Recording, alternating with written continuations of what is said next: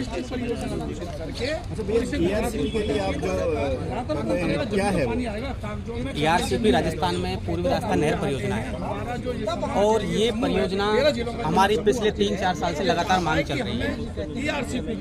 राजस्थान में करीब 13 जिलों की परियोजना है और 13 जिलों में राजस्थान की 7 करोड़ आबादी में 3.5 करोड़ आबादी के लगभग। ERCP जो परियोजना है उसकी फुल फॉर्म क्या है?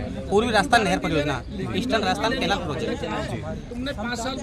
कब से आप आंदोलन हमारे पिछले 7 साल से आंदोलन चल रहा है, लेकिन 2016-17 में वहाँ पे बीजेपी की सरकार थी राजस्थान में। वहाँ की मुख्यमंत्री वसुंधरा राजे ने DPR बनाई और केंद्र सरकार को भेजी।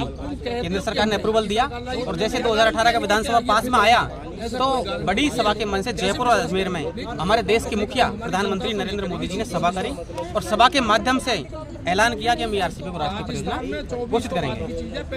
2018 में जनमत ठीक नहीं रहा, वहाँ कांग्रेस की सरकार बन गई, 2-3 साल ठंडे बस्ते में रहा, लेकिन फिर से हमें ERCP एक मंच बनाया हमने, एक संयुक्त मोर्चा जिसमें 13 जिले के हमने लोग शामिल करे और हम हर जिले, हर तहसील और उप तहसील और गाँव में नुक्कड़ सभाएं करी हमने। हमारे 200 से आसपास ये छोटे मोटे प्रोग्राम हो चुके हैं। इससे पहले भी हम जंतर मंतर पे आए थे, 8-9 दिन हम चल के पैदल राजस्थान से जंतर मंतर पे आए थे और हमने मोदी जी को और राष्ट्रपति जी को हमने ज्ञापन दिया था, लेकिन हमारा उसका कोई असर नहीं है। बार बार कांग्रेस बीजेपी हमें वोट की फसल काट लेना चाहती है जुमले देके और इसका धरातल पे कोई असर नहीं हुआ है। लेकिन अब समय बीत रहा है, अब जनता जागरूक हो चुकी है। तो उसका नतीजा ये रहा कि कल ही प्रियंका गांधी जी दौसा के सिकराय में सभा करके आई है और उस सभा का एजेंडा क्या रहा है? ERCP जन जागरूकता रैली, जिसको हमने घर घर जाके आज हर गांव में लोग इनको घुसने नहीं दे रहे हैं। केंद्रीय जल शक्ति मंत्री गजेंद्र सिंह शेखावत, जिनका लगातार गाड़ियों का घेराव हो रहा है, काले झंडे दिखाए जा रहे हैं, करीब 10 से 11 बार उनको काले झंडे गाड़ियों का घेराव कर दिया गया है। वहाँ के स्थानीय सांसदों को जनता अपने क्षेत्र में घर नहीं, क्षेत्र में प्रचार करने के लिए भी नहीं आने दे रही है। लगातार जनता विरोध कर रही है और इसके रिजल्ट आने वाले समय में अगर ये दोबारा से घोषणा ही करते हैं तो हम 23 और 24 में जहाँ से मोदी जी दोबारा गुजरात से चुन के आए थे 2014 में, हम वहीं से गुजरात इनको दोबारा से राजस्थान से भेज देंगे। तो आज ये जो लड़ाई है आपकी राज्य सरकार के खिलाफ है या केंद्र सरकार की? नहीं, हमारी लड़ाई दोनों सरकारों के खिलाफ है। उसका रीजन है, उसमें राजस्थान सरकार की हिस्सेदारी है। जो DPR में संशोधन किया था वो DPR में संशोधन आज से 5 साल पहले ही कर देना चाहिए था, लेकिन अभी इन्होंने लॉलीपॉप देके DPR में संशोधन किया और 50 से प्लस बांध जोड़े और वोट की फसल काटने के लिए एक लॉलीपॉप देके 11,000 करोड़ का बजट सैंक्शन कर दिया। लेकिन कहीं न कहीं उससे काम नहीं चलने वाला है। अगर इनको काम करना था तो आज से 5 साल पहले करते। लगातार लेटर लिख रहे हैं, एक ही एलिगेशन बार बार लगाते हैं बीजेपी वाले कि मध्य प्रदेश सरकार से इसकी NOC हमें लेनी पड़ेगी। लेकिन मैं मानता हूं कि मध्य प्रदेश में बीजेपी की सरकार है और इनके ही राज्यसभा सांसद ये कहते हैं कि मध्य प्रदेश से NOC नहीं लेनी, तो कहीं ना कहीं इन्होंने ये चुनावी जुमला अटका रखा है।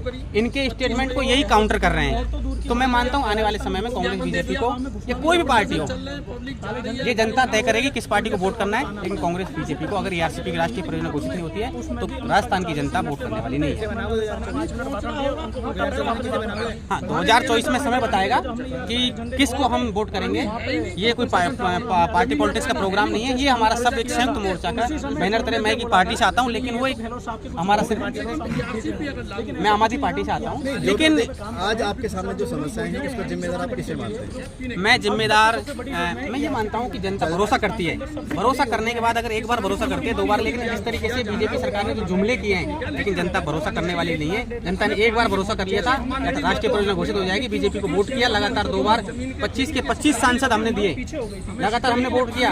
अब वोट करने वाली नहीं है, जनता जागरूक हो चुकी है और राजस्थान से सफाया कर रही है। लेकिन भारतीय जनता पार्टी और उसके नेता तो ये लगातार कह रहे हैं कि हम दोबारा आ रहे हैं। हाँ, उनके नेता दोबारा कह रहे हैं। मैं मानता हूं कि उनके नेताओं को, खुद के वहाँ के स्थानीय नेताओं को शीर्ष नेतृत्व साइडलाइन करता जा रहा है। उनको लग रहा है जिन नेता ने, जिस मुख्यमंत्री ने वसुंधरा राजे ने DPR संशोधन करके भेजा, DPR बना के भेजी थी, तो कहीं ना कहीं शीर्ष नेतृत्व उसको साइडलाइन करते जा रहा है। तो उनको लग रहा है कि हार निश्चित है।